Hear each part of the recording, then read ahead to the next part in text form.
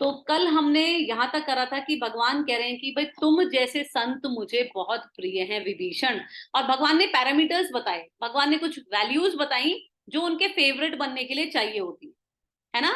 और भगवान ने एक बहुत अच्छा हमें मंत्र बताया खुश रहने का। भगवान ने बोला कि जननी जननी जनक बंधु सुतदारा तनु धनु भवन सुहृद परिवारा।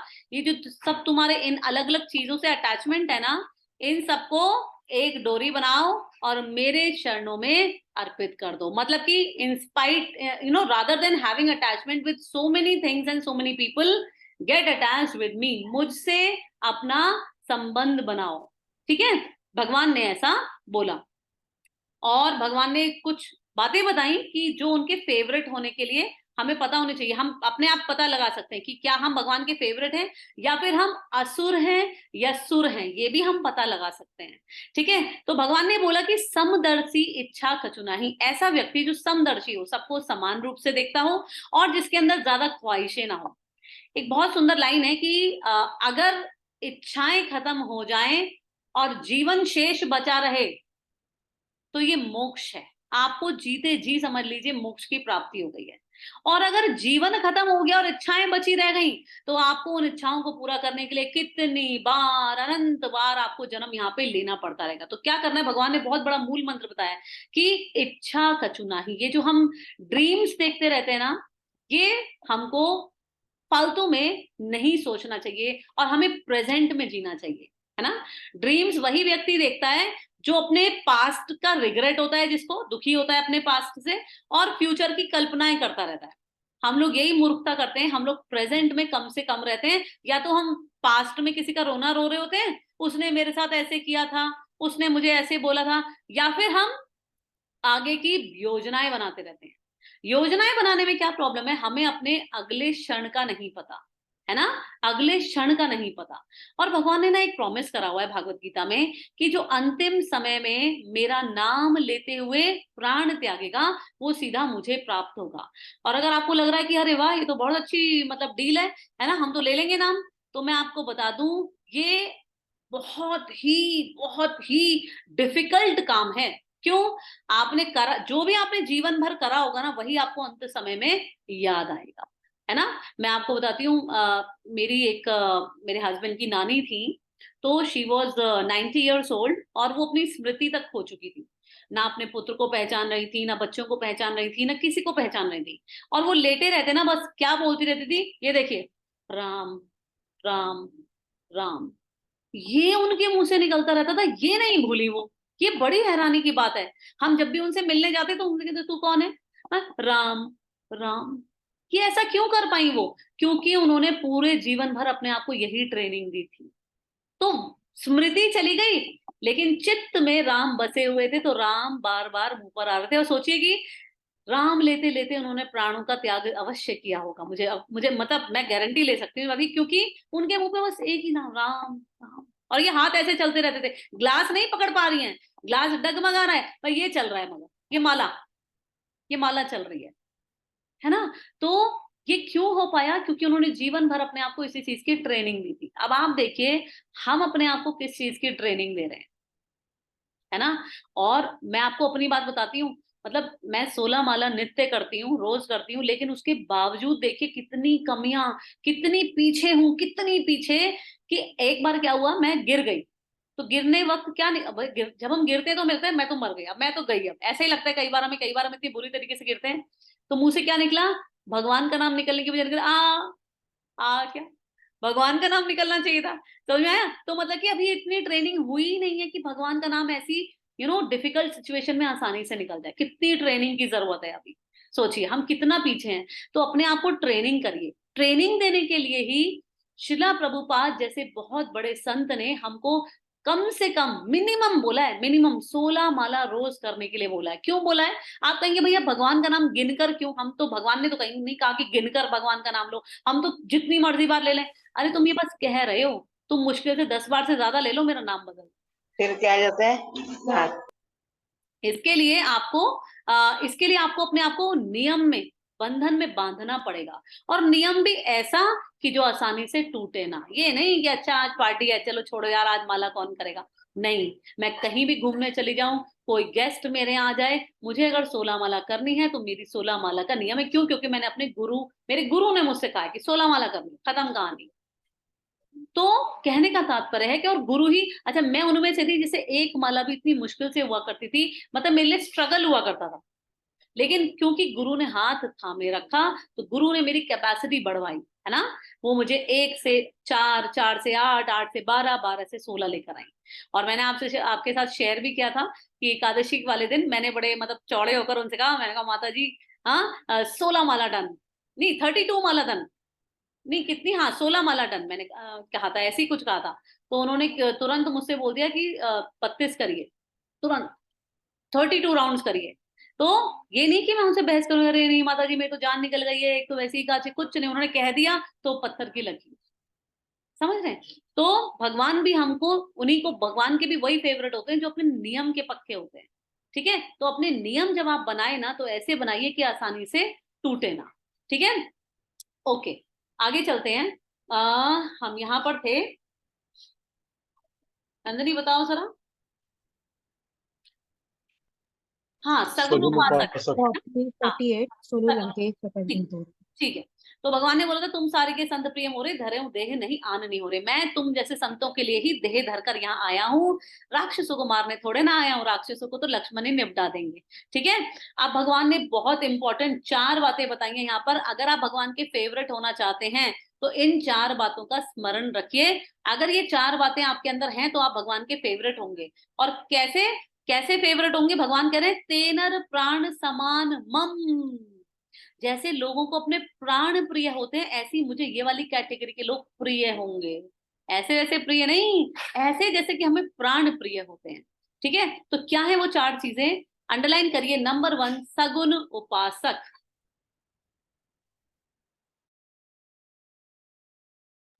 नंबर 2 परहित, नंबर 3 निरत नीति दृढ़ नेम,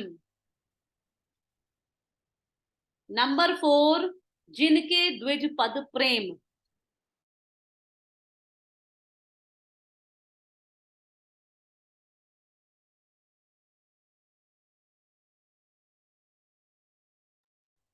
ऑल राइट, लिख लिया 4 चीजें। अब सुनिए, अगर आपको भगवान का फेवरेट बनना है, और कैसा वाला फेवरेट? Die hard favourite. कैसा वाला? भगवान कह रहे हैं जैसे लोगों को प्राण प्रिय होते हैं ऐसे मुझे ये वाली कैटेगरी के लोग इतने प्रिय हैं। नंबर 1, यहाँ ये फर्स्ट पॉइंट है ना, आपके बहुत सारे भ्रम दूर होने वाले हैं आज। ठीक है, भगवान कह रहे हैं कि अच्छा, आप में से आपको कई लोग ऐसे मिलते होंगे अपने आसपास जो कहते होंगे अरे भगवान की कोई शेप थोड़ा है भगवान तो निराकार है। मिलते हैं ऐसे लोग कहने वाले कि भगवान की कोई शेप थोड़ा है, भगवान कोई शेप में थोड़ा बांध सकते हैं, भगवान तो निराकार है। बोलते हैं ऐसे लोग, मिलते होंगे। तो लीजिए, भगवान ने साफ कर दिया है, बिल्कुल साफ, दूध का दूध पानी का पानी। भगवान कह रहे हैं मेरा फेवरेट वो है जो मेरा सगुन उपासक है। सगुन उपासक मतलब साकार रूप में जो मेरी पूजा कर रहा है, निराकार में मेरा फेवरेट नहीं है, करता रहे करता रहे। सगुन उपासक वाला मेरा फेवरेट है, जो मुझे साकार रूप में मेरा आकार समझकर जो मुझे पूज रहा है वो मेरा फेवरेट है। कितना आज भगवान ने हमें क्लैरिटी दे दी। और आप देखेंगे कितने पंथ लगे हुए हैं निराकार से आपको मिलवाने के लिए। हाँ, वो कहते हैं भगवान की कोई शेप नहीं है, हाँ भगवान की कोई आकार नहीं है भगवान का, है ना, भगवान तो निराकार है, भगवान तो एक लाइट है, एक एनर्जी है। करते रहो भैया एनर्जी की पूजा, है। तुम भगवान की कभी फेवरेट नहीं बन सकते। यही बात भगवान ने दसियों बार भागवत गीता में बोली है कि जो मेरे को साकार रूप में पूजते हैं वो मेरे फेवरेट है। कितनी बार भागवत गीता में बोली। अब बड़े दुख की बात है, अब आप पूछिए अपने आप से कि आप, है ना, देखिए एक तो बड़े दुख की बात है, भगवान ने सनातन धर्म बनाया, ठीक है, भगवान ने सनातन धर्म बनाया, किसी और ने नहीं बनाया, भगवान ने, भगवान द्वारा बनाया हुआ है। अब बाकी जो पंथ बन गए हैं, बाकी जो रिलीजन्स बन गए हैं, उनमें भगवान कहाँ है साकार रूप में? कहाँ है? नहीं है। तो भगवान कह रहे हैं मेरे फेवरेट ही वही हैं जो मुझे साकार रूप में पूज रहे हैं। अब आप कभी ऐसे स्थल पर जाएं तो ढूंढिए भगवान के विग्रह को। विग्रह है तो जगह है जाने की, विग्रह नहीं है तो सोचने वाली बात है। रामायण में लिखा है, भगवान बता रहे हैं, भागवत गीता बता रही है, वेदों से ऊपर कोई सत्य नहीं है, कोई भी सत्य नहीं है। आज तक दुनिया का बड़े से बड़ा साइंटिस्ट वेदों की किसी बात को काउंटर नहीं कर पाया, आज तक कोई बड़ा से बड़ा साइंटिस्ट। इनफैक्ट बड़े से बड़े कार्ल सागन, अगर आप उनका नाम ढूंढेंगे, मैं नाम बता रही हूँ, कार्ल सागन, CARLSAGAN, बहुत बड़े साइंटिस्ट, और वो कहां से अपनी रिसर्च कर रहे हैं, सारा बेस कहां से ले रहे हैं, वेदों से। जो वेदों में लिखा है वही सत्य है और कुछ सत्य नहीं है। अब मंथन करने वाली बात यह है कि क्या आपका जो गुरु है, अगर आप में से किसी ने कोई गुरु बनाया हुआ है, क्या आपका गुरु आपको वेदों से पढ़ा रहा है? क्या आपका गुरु आपको वेदों की ओर ले जा रहा है? अगर नहीं ले जा रहा है तो सोचने वाली बात है, खतरनाक स्थिति है। मंथन कीजिए, सोचिए, विचारिए, कहीं गुरु ऐसा तो नहीं मिल गया है, गुरु घंटाल कह रहा है मैं ही हूं भगवान, मेरी पूजा कर लो। हाँ, भगवान को तो तुम ढूंढ नहीं पाओगे, तुम ऐसा करो मुझे ही भगवान मान लो, ये और खतरनाक स्थिति है ना। और मोनिका जी मुस्कुरा रही हैं, सब कई लोग मुस्कुरा रहे हैं, हाँ मुस्कुराइए। क्योंकि भगवान कह रहे हैं कि भैया, क्या कह रहे हैं, सगुन उपासक नंबर 1 कैटेगरी, अगर आपको मेरा फेवरेट होना है तो आप मेरी साकार रूप में पूजा करिए। तो ये बहुत बड़ा थप्पड़ है उन लोगों के मुंह पर जो कहते हैं भगवान की कोई मूर्ति थोड़ा होती है ना, भगवान का कोई रूप थोड़ा होता है। ये उन लोगों के मुंह पे बहुत बड़ा थप्पड़ है। ठीक है, आगे चलते हैं। नंबर 1 सगुन उपासक, ये पॉइंट आई होप क्लियर हो गया है। ठीक है। नंबर 2 परहित, ये तो बहुत ही इंपॉर्टेंट क्वालिटी है।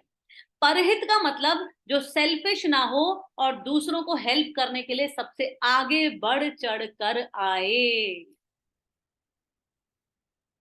परहित, जो दूसरों को हेल्प करने में हिचकिचाए ना। कोई हेल्प मांगे, आजकल लोग क्या करते हैं, डिस्कनेक्ट हो जाते हैं, अरे ये हेल्प ना मांगने आ जाए, हाँ अरे इसका फोन मत उठाना, ये जरूर कुछ। कुछ नहीं, भगवान कह रहे हैं परहित, जो दूसरों का हित चाहता हो, दूसरों को परेशान ना करता हो, दूसरों को रुलाता ना हो, दूसरों से एक्सपेक्टेशन ना हो। समझ रहे हैं? तो परहित, जो दूसरों के बारे में पहले सोचता हो, वो भगवान का फेवरेट है। नंबर 3, ये बड़ी डिफिकल्ट है, हाँ ये कुछ लोगों के लिए डिफिकल्ट होगा। नंबर 3 निरत नीति दृढ़ नेम, नीति वर्ड ना बहुत बार आया है सुंदरकांड में। ठीक है। तो क्या कह रहे हैं भगवान, भगवान कह रहे हैं निरत नीति दृढ़ नेम, लिख लीजिए, नीति और नियम में दृढ़, जिसकी नीति पक्की हो, जिसने जो कह दिया वो करके दिखाए, जिसने जो वचन ले लिया वो करके दिखाए। अब फॉर एग्जाम्पल कोई वचन ले ले, ठीक है भाई आज से मैंने सुंदरकांड पढ़ा, मुझे समझ में आ गया कि हमें तामसिक चीजों से दूर रहना है। एग्जाम्पल, मैं प्याज लहसुन का त्याग करता हूं आज से। 1 महीने बाद घर में बहुत बड़ी शादी है, अरे मैं तो 10 चीजें खा ही नहीं पाऊंगा, अरे यार ये त्याग व्याग मैं बाद में कर लूंगा, पहले पार्टी एंजॉय कर लूं, त्याग व्याग। आप कभी भगवान के फेवरेट नहीं बन सकते, कभी नहीं। क्योंकि भगवान यहाँ कह रहे हैं निरत नीति दृढ़ नेम, जो अपने नेम मतलब नियम, जो अपने नियमों का पक्का हो। हल्का कैरेक्टर नहीं, भगवान को स्ट्रॉन्ग कैरेक्टर वाले लोग पसंद है। ठीक है। और भगवान को ना तपस्वी, तपस्वी का मतलब क्या होता है, कोई बताएगा तपस्वी का मतलब? भगवान को तपस्वी लोग बहुत पसंद है। जो कठोरता से भगवान की भक्ति में लीन रहते हैं। अच्छा, जो जो कठोरता से भगवान की भक्ति में, मतलब कठोरता नीति नियमों अगर को सरलता से रह रहा है तो नहीं हो पाएगा, तो वो तपस्वी नहीं है। नियमों सरलता का पालन सरल करें। सरल सरलता से हो नहीं पाता ना, जब तक नियम नियम कानून नहीं मानोगे वो कठोर ही होते हैं। कठोरी होते हैं, अच्छा।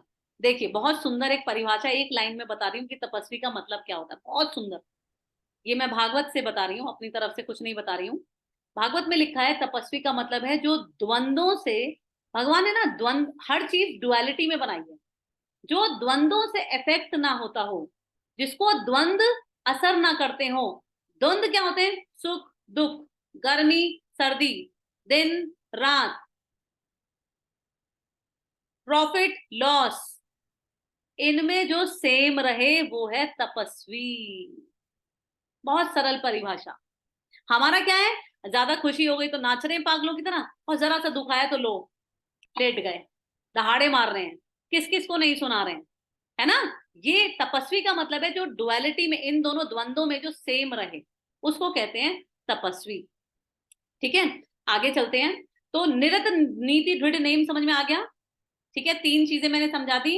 और भगवान क्या कह रहे हैं, तेनर प्राण समान मम, ऐसे चारों कैटेगरी के लोग चौथी अभी बताएंगे, वो कह रहे हैं मेरे फेवरेट हैं। चौथा कैटेगरी कौन सी है, जिनके द्विज पद प्रेम, अंडरलाइन, जिनके द्विज पद प्रेम, इसका मतलब जिन्हें ब्राह्मणों के चरणों में प्रेम है। ओ माय गॉड, दिल्ली में कई ऐसे इंस्टीट्यूशंस बन गए हैं, वो कह रहे हैं ब्राह्मणों भारत छोड़ो,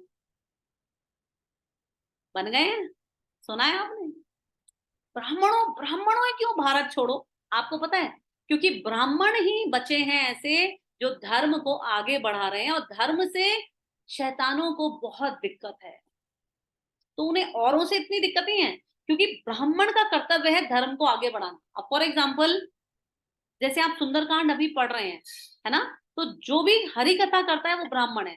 तो भगवान कह रहे हैं जिनका ब्राह्मणों के चरणों के प्रति प्रेम है ना, वो मेरे फेवरेट है। ब्राह्मण कौन, मैंने उसकी परिभाषा भी बताई आपको। ब्राह्मण वो नहीं है जिसके आगे तिवारी शर्मा लग गया ना, ब्राह्मण वो है जो ब्रह्म जिज्ञासा रखता है, ब्रह्म कथा करता है, ब्रह्म में लीन रहता है, वो है ब्राह्मण, जो वेदों अनुसार चलने का प्रयत्न करता है और जो वेदों से ही रेफरेंसेस लेता है और हरि कथा का प्रचार प्रसार कर रहा है, वो है ब्राह्मण। अब ब्राह्मण भगवान को इतने प्रिय हैं, इतने प्रिय हैं, भगवान कह रहे हैं कि जिसको ब्राह्मणों के प्रति प्रेम नहीं है ना, वो मेरा फेवरेट हो ही नहीं सकता। इसीलिए मैंने आपसे उस दिन कहा था कि गलती से भी किसी संत को उल्टा सीधा ना बोलें, हम अपने मुख से ना बोलें। ठीक है, संत अगर कुछ गलत कर रहा है ना, उसको डबल सजा मिलेगी। अगर ब्राह्मण गलती कर रहा है, अगर कोई ब्राह्मण होकर, ब्राह्मण कुल में जन्म लेकर अगर कोई मुर्गा मांस मदिरा का सेवन कर रहा है ना, तो उसको तो नर्क में जन्म जन्मांतर तक वो कितने टाइम रहेगा आप सोच भी नहीं सकते। ब्राह्मण होकर ऐसे काम करना अति निंदनीय है। ठीक है, अच्छा आगे चलते हैं। तो भगवान कह रहे हैं ते नर प्राण समान मम, मेरे मेरे लिए वो नर प्राणों के समान है जिनके द्विजपद प्रेम। 4 चीजें मैंने आपको लिखवाई। अब क्या देखा, राम जी ने देखा कि लंकेश के अंदर सारे गुण हैं। ठीक है, तो भगवान कह रहे हैं कि सुनो लंकेश सकल गुण तोरे, भगवान कह रहे हैं कि सुनो लंकेश, तुम्हारे अंदर ये सारे गुण है, सकल सारे गुण है, और ताते तुम अतिशय प्रिय मोरे, इसीलिए तुम मेरे बहुत फेवरेट हो। ठीक है, और राम बचन सुनी बानर जूथा, मतलब बानर जूथा मतलब बानरों के गणों ने, बानरों के झुंड ने ये बातें सुनी और इतने खुश हो गए, और सकल कहीं जय कृपा बरूथा। ये वानर क्यों खुश हो गए इस बात पे, सुनिए क्यों खुश हो गए। वानर इसलिए खुश हैं कि हमारे प्रभु एक राक्षस के प्रति इतना प्रेम दिखा रहे हैं, तो हमें कितना प्रेम दिखाएंगे। वो राक्षस होते हुए भी भगवान को फेवरेट बन गया, क्योंकि उसके अंदर गुण है, हम तो ऑलरेडी भगवान के हैं, हमें कितना प्रेम दिखाएंगे भगवान, इसलिए सारे वानर जो है खुश हो गए। तो राम बचन सुनी बानर जूता, सकल कहीं जय कृपा बरूथा, बरूथा मतलब कृपा के समूह, कौन है, श्री राम जी, सब बोले श्री रामचंद्र की जय। ठीक है, आगे चलते हैं। सुनत विभीषण प्रभु के बानी, और जब विभीषण ने प्रभु की वाणी सुनी कि भगवान कह रहे हैं कि लंकेश तुम मेरे फेवरेट हो, भगवान कह रहे हैं, तो क्या, नहीं अगाध शवनामृत जानी, अंडरलाइन नहीं अगाध, एंड फूले नहीं समा रहे, सुपर एक्साइटेड, फूले नहीं समा रहे, और शवनामृत जानी मतलब कि कानों में उनकी वाणी अमृत के समान लग रही थी। ठीक है, भगवान की, और पद अंबुज कहीं 12 12, और देखिए बार बार राम जी के चरण कमलों को थाम रहे हैं, वही सीन हनुमान जी वाला, बार बार विभीषण जी भगवान राम के चरणों को थाम लेते हैं, और हृदय समात न प्रेम अपारा, इतना हृदय में उनके प्रेम आ गया कि उनके हृदय में समा ही नहीं रहा है, मतलब इतना प्यार श्री राम के प्रति, चरणों में लेटे जा रहे हैं उनके। ठीक है, सुनहु देव सचराचर स्वामी प्रणत पाल और अंतर ज्वामी। ठीक है, तो ये विभीषण जी की लाइन है, विभीषण कह रहे हैं सुनिए, हे देव आप सुनिए, आप चर और अचर सबके स्वामी हैं, you are the owner of everything.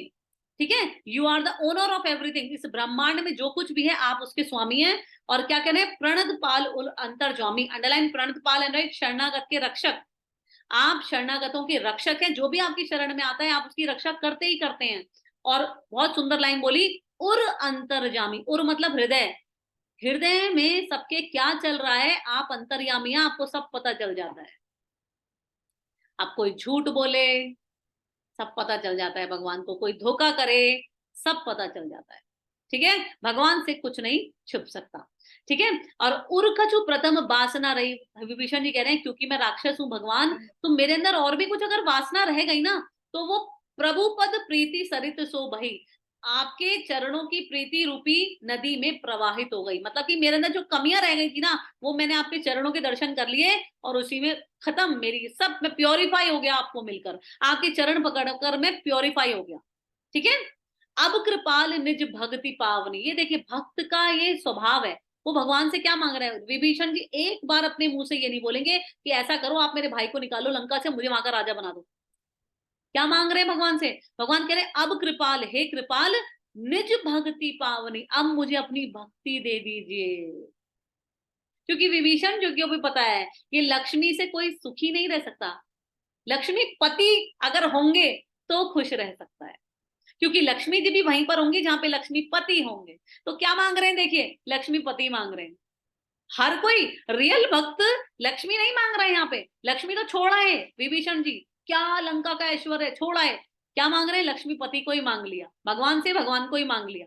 ठीक है, अब कृपाल ने भक्ति पावनी देहु सदा शिव मन भावनी, ये बहुत सुंदर लाइन है। कह रहे हैं जो शिव जी को सदैव प्रिय लगती है, विभीषण जी कह रहे हैं वो वाली भक्ति दे दीजिए जो भक्ति शिव जी को सदैव प्रिय लगती है। मैंने आपको कहा था कल भी, शिव जी और माता पार्वती में जब भी कोई संवाद होता है वो हरि कथा, हरि का नाम, यही बातें होती हैं, हरि की लीलाएं, यही चर्चाएं होती हैं। ठीक है, आगे चलते हैं। एव मस्तु कही प्रभु रण धीरा, और भगवान ने कहा ऐसा ही हो, एव मस्तु, जो तुम मांग रहे हो मैं तुमको वो देता हूं।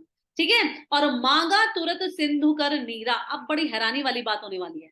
ठीक है, भगवान ने भक्ति तो दे दी, ठीक है, अब क्या कह रहे हैं, भगवान ने क्या कहा, भगवान ने अपने किसी को ऑर्डर करा, सुग्रीव जी को या किसी को, भगवान ने बोला कि काम करो सिंधु का नीर ले आओ, सिंधु का नीर ले आओ, सागर का जल ले आओ। क्यों, क्योंकि भगवान को कुछ करना था। क्या करना था, अंडरलाइन, मांगा तुरंत सिंधु का नीरा, लिखिए राज्य अभिषेक संस्कार। राज्य अभिषेक संस्कार, कौन सा राज्य देने वाले हैं भगवान विभीषण जी को, विभीषण जी तो भक्ति मांग रहे हैं, ये भगवान क्या देने वाले हैं उनको, भगवान उनको पूरा का पूरा राज्य देने वाले हैं। कहाँ का देखते हैं अभी, मांगा तुरंत सिंधु कर नीरा, और भगवान ने, आप लिख लीजिए, राज्यभिषेक संस्कार करने के लिए। देखिए भगवान ने ना, अगर भगवान के मुंह से अगर निकल गया जाओ भाई आप आज ही तुम वहां के राजा हो, भगवान की बात तो कोई नहीं काट सकता। भगवान ने जो प्रॉपर तरीका है संस्कार का, भगवान ने पहले जल मंगवाया, जल को साक्षी मानकर हम संकल्प लेते हैं। ठीक है, जल को साक्षी मानकर सारी पूजाएं करते हैं। हमारे सनातन धर्म में जल का विशेष यूज है। क्या है और क्यों रखते हैं जल को, आपको पता है, जल की मेमोरी होती है। आप जल अपने पास रखकर जो भी संकल्प लेंगे आप भूल सकते हैं, जल नहीं भूलेगा। आप कहेंगे जल क्या कर लेगा, सुनिए, जल क्या करेगा, जल उधर चित्रगुप्त जी को संदेश दे देगा, हाँ भाई इसने अपना संकल्प तोड़ा है, इसका नाम खाते में लिख लीजिए इसके, आप करो गलती उनको याद रहेगा। ठीक है, तो जल बहुत इंपॉर्टेंट है। भगवान ने, देखिए भगवान ने संस्कार जो कि हमें सारे के सारे फॉलो करने चाहिए, हमारे सनातन धर्म में 16 संस्कार हैं, लेकिन हम इतने नालायक, हमने गर्भ धारण संस्कार को भी इतना इतना गंदा बना दिया कि आज हम अपना गर्भ दुनिया को दिखाए दिखाए, जितना जितना मतलब जितना बॉडी शो हो सकता है उतना मतलब गंदगी मचा रखी है हमने, इतने सुंदर उसकी क्षण की जो कि भगवान की कृपा है हमारे ऊपर, उसको भी हमने दुनिया को दिखा दिखा के नौटंकी क्रिएट कर रखी है। आओ मेरा गर्भ देखो, देखो कितना बड़ा, ये nonsense, what are we doing, है ना। और नए नए चलन चल गए हैं भैया, प्री वेडिंग शूट, पूछिए मत, मतलब मॉडर्न उसके नाम पर क्या क्या गंद आज हमारी सोसाइटी में चल रहा है। ठीक है, I personally I am very totally against all these things, totally against. समझ रहे क्या है ये प्री वेडिंग शूट। और अभी मुझे याद है, सुनिए एक बात, हमारे एक रिलेटिव के यहाँ क्या हुआ, ये नई नौटंकी है, मतलब प्री वेडिंग शूट कराया सो कराया, और उसमें भी खूब गंदगी मचाई, अपने आप को हीरो हीरोइन से कम नहीं समझते हैं लड़का लड़की वहां पर, और सारी मतलब जो हरकतें हीरो हीरोइन कर रहे हैं वो भी कर रहे हैं, ठीक है। और वेडिंग वेडिंग फोटोग्राफर्स के मजे आ रहे हैं, हाँ भाई तुम अब ये करो, तुम अब ये करो। और तो और जिस दिन शादी है उस दिन सबके सामने चला देंगे उसे, सबके सामने चला देंगे। तो एक बार क्या हुआ, हमारे यहाँ एक शादी थी, तो हमारे यहाँ देखिए हम सबके जड़ें जो है ना वो गांव से हैं, कुछ की पीछे छूट गई हैं, कुछ की अभी भी हैं। तो मेरी जैसे अभी भी हैं गांव से, तो कुछ गांव से रिलेटिव्स आए हुए थे, और उन्होंने क्या बोला, ये क्या चल रहा है, कोई पिक्चर चला दिए क्या? तो उन्होंने बोला, उनको बताया गया कि नहीं फूफा जी, ये तो जो है क्या कहते हैं, ये लड़का और लड़की है, ये इन्होंने शूटिंग कराई है। कह रहे ये तो इन्होंने गंद मचा दिया है, अगर ये चलता रहा तो हम यहाँ शादी में नहीं रहेंगे, इसे बंद करवाओ, ये नंगा नाच बंद करवाओ। लिटरली उन्होंने कलेश मचा दिया, और वो वेडिंग शूट जो वहां पे प्ले हो रहा था उसे बंद कराया गया, तब वो रुके। और वो ही नहीं, 7-8 जने थे। मतलब आप सोचिए कि क्या चल रहा है, क्या कर रहे हैं लड़का लड़की, क्या नौटंकी चल रही है, संस्कारों की धज्जियां उड़ा के रख दी हैं। हमारे सनातन धर्म के संस्कार इतने पवित्र, इतने सुंदर, इतने तरीके से होने वाली चीजें हैं, जो कि अब देखिए क्या मॉडर्निज्म के नाम पर क्या क्या हो रहा है। ठीक है, चलिए वापस आते हैं। आप कहेंगे ये तो बहुत ही बैकवर्ड है, तो बहुत ही रिग्रेसिव सोच वाली है, कोई बात नहीं, ठीक है, बट मुझे अपना विचार रखने की इच्छा थी तो मैंने रख दिए। आगे चलते हैं। तो भगवान ने राज्यभिषेक संस्कार कराने की सोची, कराया मतलब, और भगवान ने कहा, जद्यपि सखा तब इच्छा नहीं, भगवान कह रहे हैं हे मेरे मित्र, वैसे तो तुम्हारी इच्छा नहीं है, तुमने मुझसे कुछ नहीं मांगा है, लेकिन एक प्रॉब्लम है। प्रॉब्लम क्या है? मोर दरसु अमोघ जगमाई, जिसने मेरे दर्शन कर लिए ना उसको मैं कुछ ना कुछ देता ही देता हूं, ये मेरी प्रॉब्लम है। कोई मेरे वहां से खाली हाथ नहीं जा सकता। अमोघ है मतलब मेरा दर्शन, मेरी कृपा अमोघ है। तो मोर दरसु अमोघ जगमाई लिख लीजिए, जगत में मेरा दर्शन कभी निष्फल नहीं जाता, जगत में मेरा दर्शन कभी निष्फल नहीं जाता। और उसके बाद भगवान ने बहुत सुंदर काम किया, भगवान ने उनका राज्य अभिषेक कर दिया, भगवान ने उनको तिलक लगा दिया वहीं के वहीं, ठीक है, अस कही राम तिलक ते ही सारा। और उसके बाद इतना सुंदर कोई राजा बन रहा है, तो ऊपर से सारे देवी देवता भगवान की लीलाएं देखने के लिए वैसे ही तरसते रहते हैं सारे। तो वो आए हुए थे सारे देवी देवता, ऊपर से देख रहे हैं, और ऊपर से पुष्पों की वर्षा हो रही है। क्या लिखा है? सुमन, सुमन मतलब फूल, सुमन वृष्टि नभ भई अपारा, पुष्पों की अपार वर्षा हुई, सारे देवी देवता ऊपर से पुष्प बरसा रहे हैं। ठीक है, अब आप बड़े हैरान, अब आपको थोड़े कंफ्यूज करने वाली लाइन आने वाली है, ध्यान पूर्वक सुनिएगा। सेकंड वाली लाइन है, आगे पढ़ते हैं। रावण क्रोध अनल निज, श्वास समीर प्रचंड, और जरत विभीषण राखे हो, दीने हूं राज अखंड। लिख लीजिए, रावण का क्रोध अग्नि के समान है, रावण क्रोध अनल, ठीक है, रावण का क्रोध अग्नि के समान है,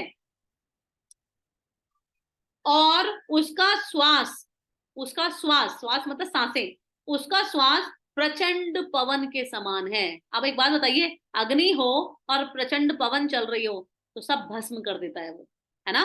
अग्नि हो और प्रचंड पवन चल जाए सब भस्म हो जाएगा।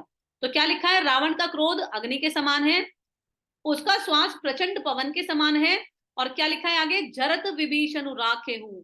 लिख लीजिए, उससे जलते हुए विभीषण को बचाकर, उससे, देखिए विभीषण अब अभी जलकर आया है, याद है ना क्या हाल था विभीषण जी का, लात खाकर आए हैं बड़े भाई से, ठीक है। तो क्या लिखा है?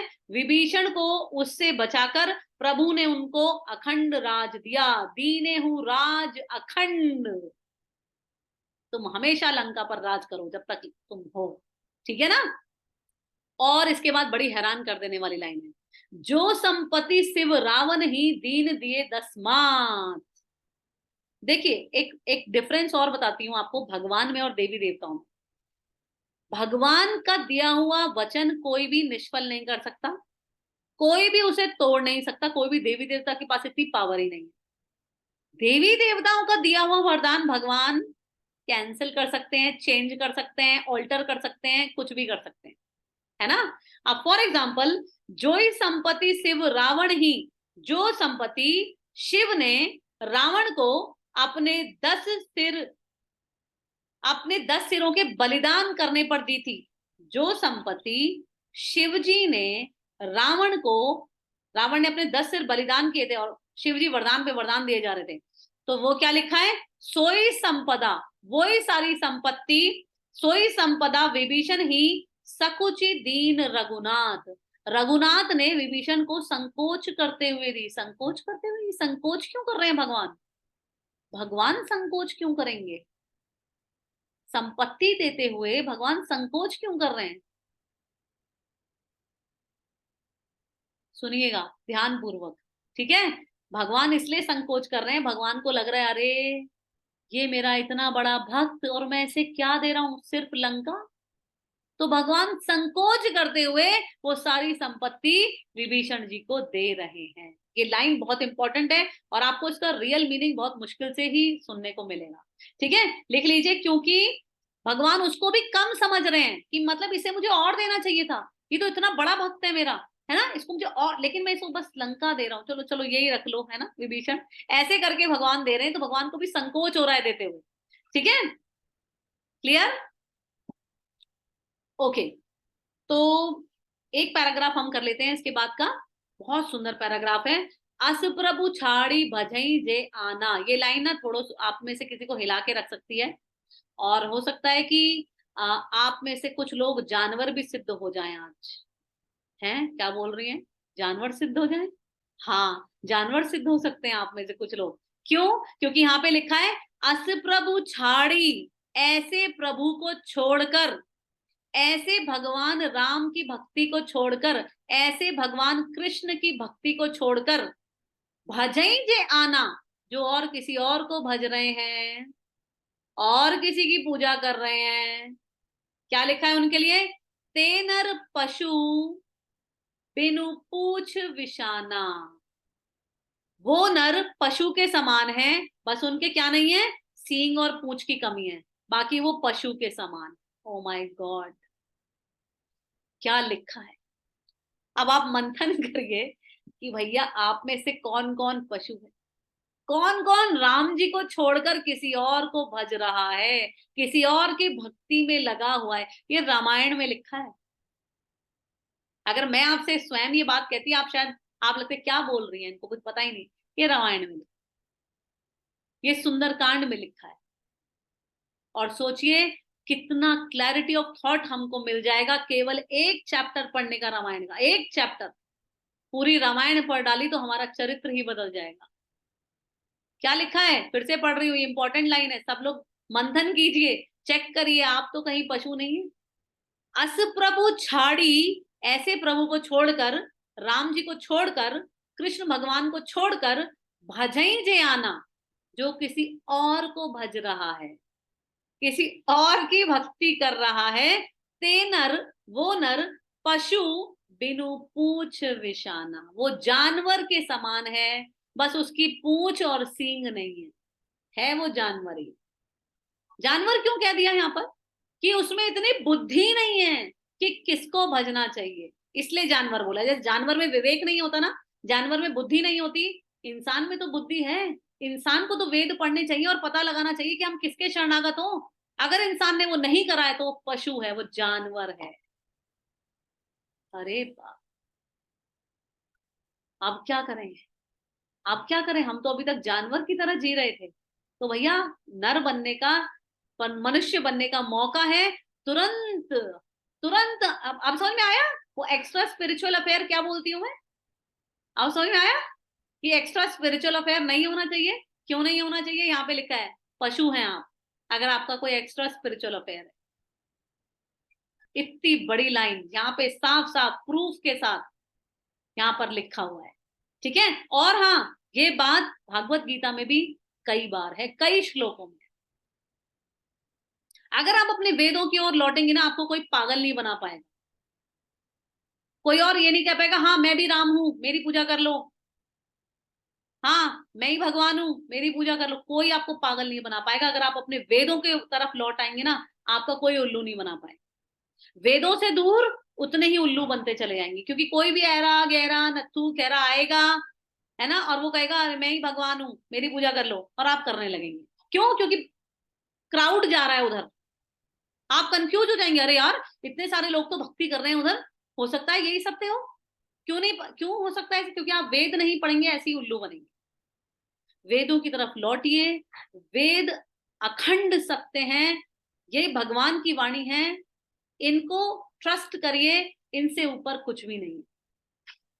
तो अगर अभी तक आप पशुवत जीवन जीते आए हैं, तुरंत मनुष्य बनने का मौका है। 100% सरेंडर कर दीजिए, 100% सरेंडर।